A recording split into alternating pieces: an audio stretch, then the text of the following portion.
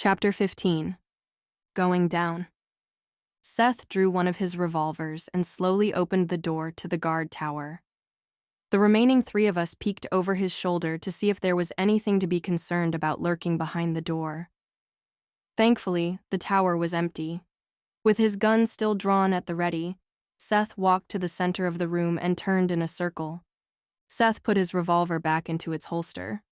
"Come on in," he called out to us. John, Diane, and I cautiously crept into the room. The interior of the guard tower was sparse, save for the control panels and rolling chairs that ringed the room below the windows. From here, guards could have a clear view of the surrounding areas. A man stationed here could keep an eye on the areas inside and outside of the base's walls. The control panels would allow someone to operate lights, alarms, and other security features, but there was no one here to perform these duties. The guard tower was totally empty. On the far end of the room, another door beckoned.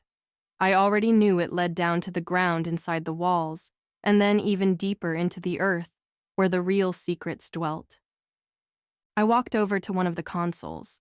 None of the buttons or screens were lit. I ran my hand over the cold metal surface. It was covered in a thin layer of dust. I held up my hand to the others. "I don't think they've used this room for a while," I mentioned. Diane jerked her head in the direction of the door. "How did our hairy friend find his way in here? I don't think he had the brains to operate the controls or the thumbs to operate the door."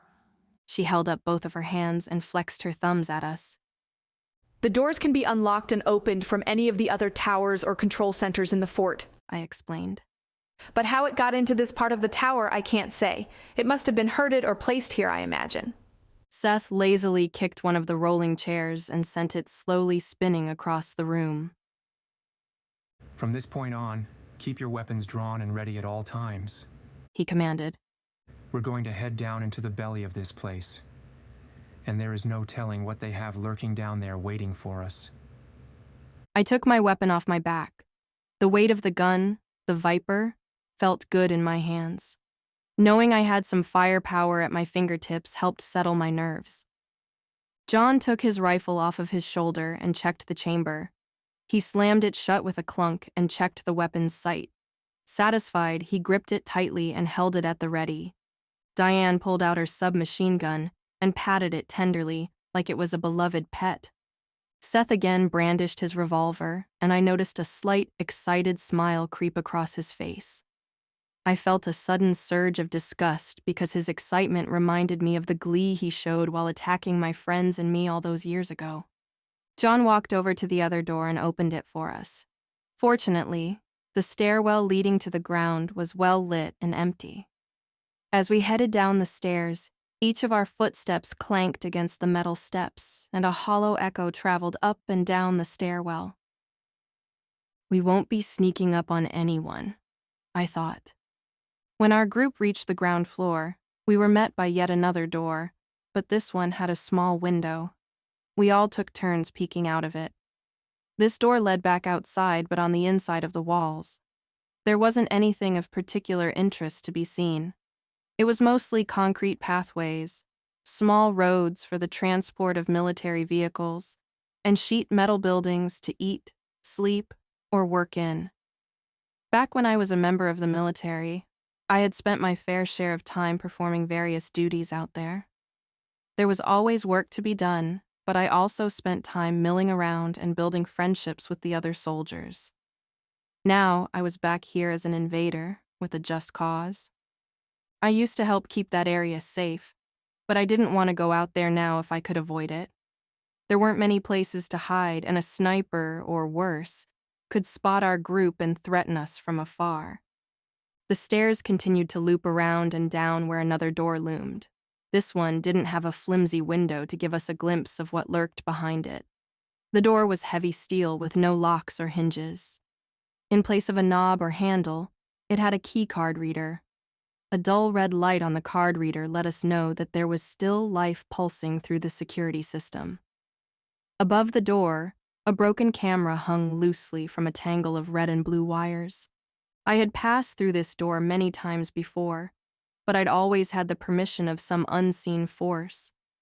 I never had any control of the portal myself. John walked up to the door and rapped his knuckles on the smooth metal. We need to be on the other side of this, He said coolly. When I was a soldier here, this is one of the doors I used to pass through regularly. I offered.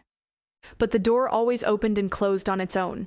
Neither I nor any of the men I worked with had any control over it. I forgot to pack my dynamite, and I don't think it would be polite to use the RPG just yet. Quipped Diane, I can handle it. said John. He knelt and began rifling through his pack. After a moment, he pulled out a thick key card that was wired to a keypad. With one hand, he held his dummy key card up to the reader, and with the other, he typed furiously on the keypad. The reader on the door gave out a series of angry chirps, and with each sound, its red eye flashed a little brighter. The door remained shut tight. Unperturbed, John continued to hammer on the keys. Seth let out a heavy, impatient sigh and scratched at the back of his head while Diane and I waited silently. Eventually, the keycard reader let out a low, friendly-sounding beep, and the light on it turned green. The door slid open, revealing another set of stairs leading deeper underground. Good job. Diane said, patting John on the shoulder. John stuffed his tools back into his bag. They make it too easy. He said with a wry smile. John turned to me and asked, Rosid, are you ready to go back down there? Yes. I answered. I took a deep breath and let it out slowly. Nervous? Asked Diane. A little. I started. It's been a long time since I've been here, and I have some I glanced at Seth. less than pleasant memories of this place. Seth pushed past us both. Come on. He barked. We don't have any time to waste. The four of us passed through the threshold and headed down the stairwell, moving from the everyday nondescript military base into the darker machinations below.